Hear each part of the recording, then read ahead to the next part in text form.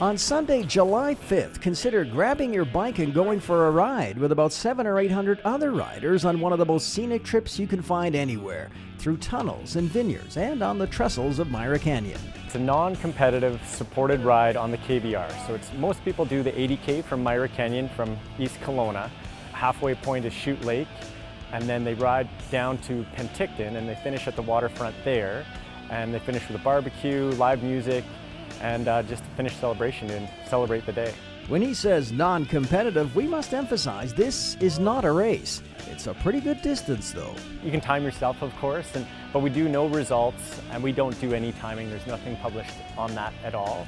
There's 5 food stations along the way with water and sport drink and bagels, bananas, that type of thing to keep people's energy up.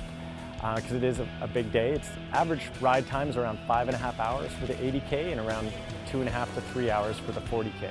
The good news is it's all rail grade and they don't make trains go up steep hills, so at least you don't have to gear down and sweat it out like those Tour de France riders. It's flat for the first 40K and then it's a 2% downhill to Penticton. And when I say downhill, it's not like you're able to coast. A lot of people are like, he said there was downhill. Because to the naked eye, it's hard to see. Yeah, 2% is, if you're looking, if you got a GPS or something on, you'll see a little bump in your speed.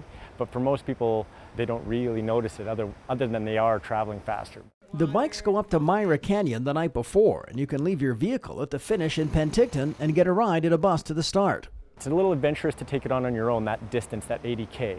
But they like the fact that they can just come down to Penticton, park their cars, their bikes are moved up there, generally for a lot of people from out of town that are coming in, spend the night in the Okanagan on Saturday night.